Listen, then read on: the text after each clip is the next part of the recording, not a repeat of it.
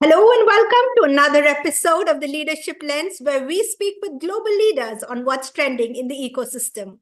And today we have with us Achint Setia, who's the Chief Revenue and Marketing Officer at Zalora.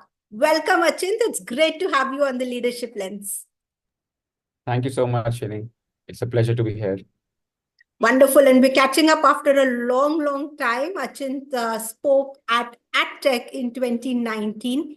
He has extensive experience working in the e-commerce space, both in India and Southeast Asia, which is why I'm particularly excited about this conversation today. So before Zalora, Achint was the CXO and head of marketing and social commerce business for Myntra.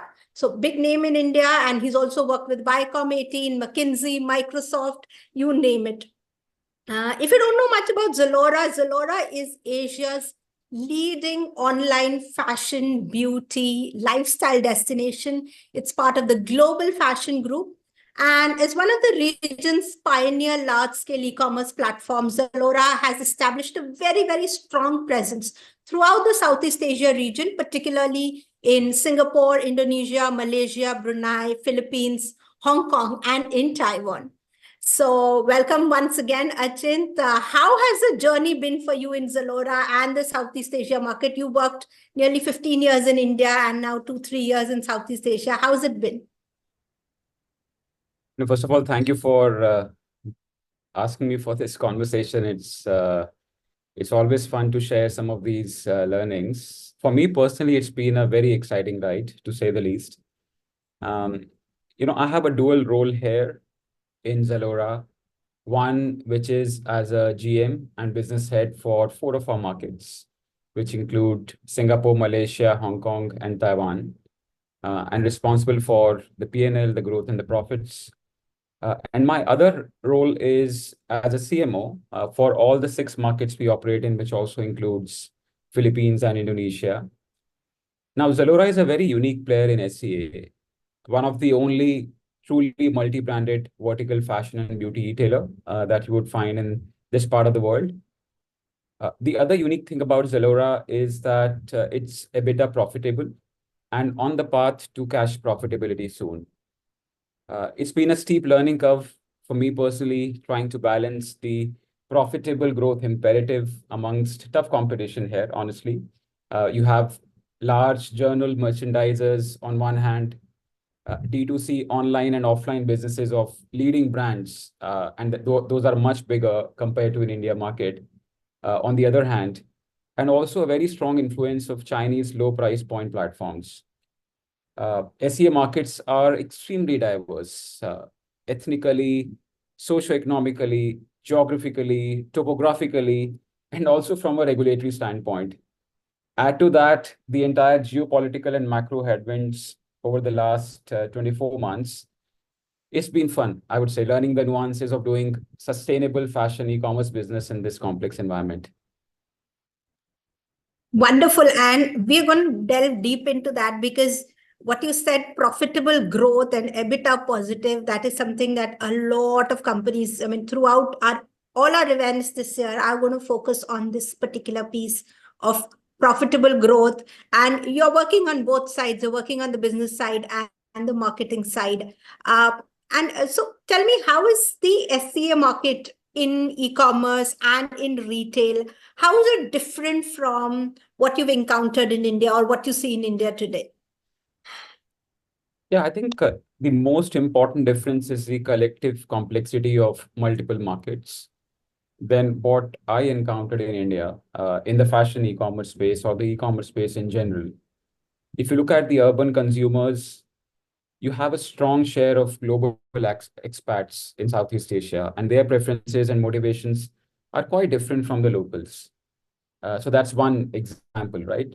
Then if you see that a lot of these markets are also not at the same scale as in India, which makes it relatively a lot more difficult, or I would say you need to put a lot more effort to find the right mix of strategies to succeed. At times in India, you can take one approach and scale easily. It's not possible to do that in Southeast Asia. Take, for example, digital marketing itself, right? To bring it alive. much easier to get efficiencies at scale in India, working on the algorithms, right? Once you've identified certain ways of doing things, you get that sort of efficiency and then you can scale it. And if you look at smaller markets in Southeast Asia, be it Singapore or Hong Kong, smaller in terms of their customer numbers, not as much as in their value, but just customer scale up in some of these markets is relatively difficult. Also, the media landscape is a lot more fragmented, versus in India, where certain media channels can get you a lot more reach very quickly, unlike in Southeast Asia. So what I see is that this whole SEA is just a business terminology. I mean, there are huge inherent differences between the market behaviors. Interesting. So you're saying that each of those markets and maybe clusters within those markets are all ecosystems in themselves, which behave differently. And within that, you have multiple types of behavior, consumer behavior, from expats to locals to, multiple other things. That's very interesting, Achint. And growing in such a space, I'm sure there are many, many things that you're juggling here. Anyways, e-commerce is very, very competitive. How are you balancing, when you're saying you're EBITDA positive and you're looking at profitable growth, how are you balancing long-term and short-term goals for your brand in response to, market changes that you encounter, I'm sure, every day? Yeah, it's become a very pertinent question these days, Hmm. especially with the focus on profitability across businesses. I think when you think about marketing in general, or let's say the entire customer engagement, acquisition engagement, and retention in general, it's very important to have a very clear and debated point of view on what you stand for as a business and as a brand. And sometimes there is a lot of spray and pray that can be avoided by being razor sharp on two or three things that would make us different in whichever market we are operating in. So it needs to be supported by clear reasons to believe. People call them USPs. I call them reasons to believe because that's what consumers need to believe, then you yourself as brand folks or business folks to believe in. And what's critical is to ensure that even before you get into, let's say, brand investment or marketing investment, the way the business is structured across the key touch points, consumer touch points, consumers need to experience these reasons to believe themselves without marketing having to scream about them all the time. There is a big unlock that can be created on the customer retention side. I think there is a lot of data science-led, machine learning-led, segmented thinking that we have been doing over the last couple of years, which has helped us create a lot of new ways of engaging customers on the platform, and therefore, by reducing churn, save those very precious marketing monies in acquiring or reacquiring them, right? Now, for marketing or brand building, right, the role is largely into two buckets to think about. In our business, for example, right, it's about building a strong aspiration through engaging storytelling at regular intervals and also aligned to the customer life moments, right? So every month, for example, we look at what are the big customer moments in terms of either their lifestyle or their shopping preferences or events around, which could be celebrations or festivals. And what's the most meaningful way we can fit into that versus trying to create something out of nowhere, right? So that just gives you a lot of positive tailwind to piggyback on a consumer moment that already consumer will have top of mind, right? So that also makes it more efficient. But engaging storytelling there is important. And the other objective of marketing is to offer easier pathways to purchase, right? Through hardworking marketing. You can call it performance marketing or digital marketing or just pure play marketing with clear business ROI objectives, short-term business ROI objectives, just to nuance that, which is to drive from consideration to transaction.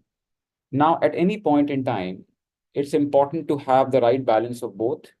You may choose to press the pedal on one and reduce the acceleration on the other at any point in time. But if you look at 6 months to a year, sort of a life cycle of brand building, there has to be the right balance. And sometimes the balance is also dependent on the maturity of the business or the brand, right? In the early stages, you would spend a lot more time in establishing those USPs uh, on the business delivery front rather than on the marketing front, but then use marketing as more as an awareness building channel.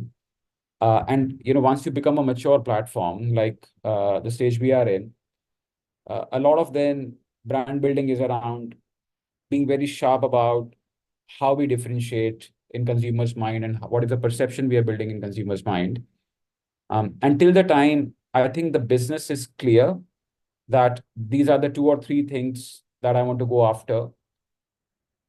There is the question about short term versus long term becomes less important. It's about how am I being meaningful to the customer in whatever term I look at. Wonderful. So customer front and center, no matter what channels, what strategies we use, and it has to be balanced as and when the requirement changes based on market behaviors. What are some of the channels? What is your marketing mix, for a company like Zalora, which is like everywhere? What does your marketing mix typically look like? What are, if you have to pick your top 5 channels, what would those be? Yeah, I think for us, we depend a lot on the digital marketing side. That's the biggest part of our mix. Within digital marketing as well, your traditional first-party channels, Google and Meta. But Okay. in Southeast Asia markets, we also do a fair bit of affiliate-led marketing, given the diversity of these markets and just the expanse of some of these market-specific strengths of the affiliate channels. And then selectively from event to event or from campaign to campaign, we look at opportunities to invest in the so-called conventional or traditional marketing channels, whether it is offline or whether it is print or radio. It is a tricky one. Every time there is a constraint on the budget, you would always revert to spending more on digital marketing because that's more measurable.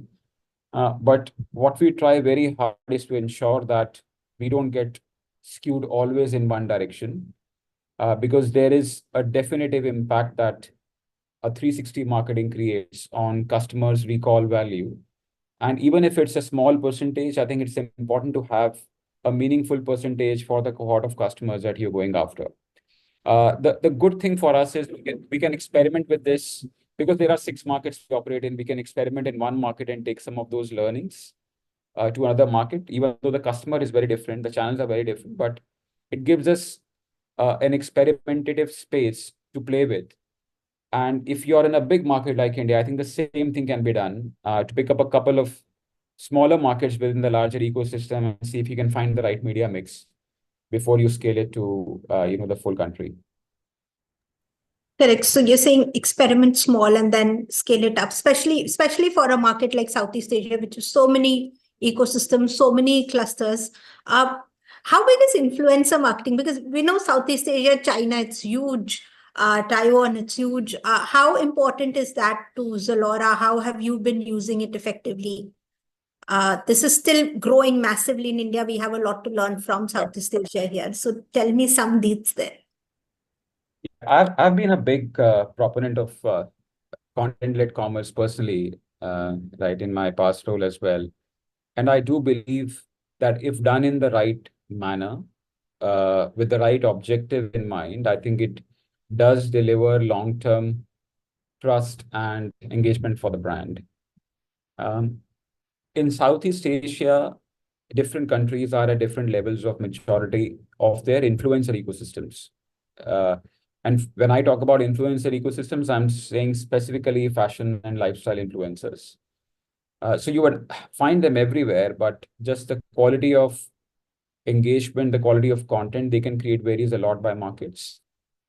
Certain platforms are more mature. The likes of TikTok are much bigger in Indonesia and Malaysia than in any other market, right? So you have to just tailor your strategies to the right influencer base for that diverse audience pool so that there is enough representation from a diversity standpoint, and for one or two big channels where you get scale with influencer content when you think about influencer marketing for a particular market. So that's how we keep doing it. We do have a sort of a tiered influencer management program where in any market, give or take, we have 150 to 200 influencers, nano influencers we work with at a monthly level. And then we have our own managed services of influencers, who we call as Z Crew, Zalora Crew, who would be people who have grown with us over the last couple of years and are now reasonably big, but still not the celeb status, but reasonably big to give impact in key moments. And then we do specific storytelling-led initiatives with some of the celebrity status influencers. So the difference that you would see in Southeast Asia versus India is it's again easier to get one or two celebs and tell a brand story because they mostly resonate with a large mass of the country. Here it is very different, right? So you would not have cross-country overlap of celebs power, and you need to be very smart in picking up a set of individuals who can do that job for you. So I would say it's a more nuanced mix, market by market, and to just also form a collective for the larger group of markets. Wonderful. So for every market, it is like it's a different strategy, it's a different influencer or set of influencers that you need to manage. And quite a complicated space. Southeast Asia, pharma, it's like you're managing multiple Indias. Like we say in India, we have multiple states, so you're managing multiple Indias for that matter. Tell me, Achint, to make all this happen, and something all of us struggle with in digital marketing, specifically in marketing, is building a strategic, effective team to do so much, to bring out so much. How have you approached this space in building efficient teams, marketing teams, and business teams to make all this happen, all this wonderful stuff that you're talking about? How do you make that happen? It's a very interesting question. I think sometimes you get into situations where over the time you learn and things play out with a set of people you start working with. But if I have to just crystallize, right, my learnings on what helped make a great team, in the past that I've worked with, and what I'm endeavoring towards also in my current role. Three things I look at particularly. The first is sheer curiosity. Curiosity about the consumer and about the business. And that ability to link consumer behavior to business outcomes, right? That's very important, and it requires a lot of questioning and asking the whys. The second piece is, especially when you asked about marketing, is the right balance of creative storytelling horsepower and hardworking performance marketing expertise. I think both are critical in today's world to succeed.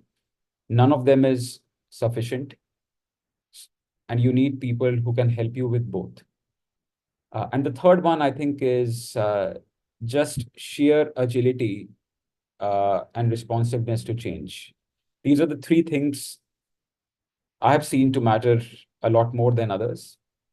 Now, what would happen is typically you will not, if I talk about some of them, right, you will not get individuals who bring both the left brain and right brain thinking together. But what's important to think about is how do you create a team which can have this capability as one collective unit, where your left and right brain guys are able to work together well, right? A lot of times I've seen there are huge silos between those two buckets, even within marketing business. Or even if you look at, because I now look at both, the revenue side as well as the marketing side. So even with these two teams, there could be a lot of silos. And creating those channels for the teams to work together, come early for conversations before you take up a campaign or any big initiatives, understand each other's core objectives. That sort of really helps in bringing it alive. Then I think the other thing is on being able to have an honest conversations on why you want to do any campaign or why you want to take up an initiative, what is to be measured, and how much it actually delivers eventually. The good part about e-commerce and about our business is that we can measure a lot of things, but often it's easier to err on the side of laziness and let things happen, and we think about measuring it post facto. But if you have this conversation upfront, is what I've seen a lot of teams get sharper in the way they even think about executing initiatives. And then a very clear learning session or post a campaign on what worked, what didn't work, and what can we do differently. I think that helps a lot. My personal style is a lot of live mentoring, establishing clear governance mechanisms for collaboration, and as I said, right, honest impact assessment after every campaign so that we can be better next time. So that's what I've seen work for me personally. Wonderful. I think it's a lot of hit and trial, but it's also a lot of, like you said, honest conversations. And yeah, you can't find everything in one individual. So you have to, that's why the team comes together, you know. Right. Extremely interesting conversation today. And what I want to end on is what everyone, this is just curiosity. And any predictions for the future of e-commerce in India, Southeast Asia, any trends that you think are going to go massively big next few years, by let's say 2030, let's take a big window. I do think that automation and machine learning are going to play a very important role. Automation in making the entire operation side of the business a lot more efficient. There is still a huge amount of manual labor in different parts of the e-commerce ecosystem, if you think about it, right? So that's going to be a big game changer. We've already started to see some glimpses of it. Chatbots are one example, but you would see a lot more examples on the supply chain, logistics, even operations like things like data analytics, your inventory buying, right? There is a lot that can be done there on just pure play automation. And machine learning, I deliberately did use the word AI, but the machine learning part of the AI, I think, which can create new consumer experiences. And I know AI will come into play very soon. You've already started to see experiments. But all in all, I think where we are heading towards is, on one hand, very efficient business operations, and on the other hand, very evolved customer experience, even if it's online and digital. A customer experience that can be a lot more advisory-led, which can be a lot more, if not touch and feel, but a lot closer to that, if not exactly that. And then increasingly, right, there would be some sort of a deep collaboration that will happen between online and offline, even between pure play online players and pure play offline players, as companies and businesses start to ask for more profitability.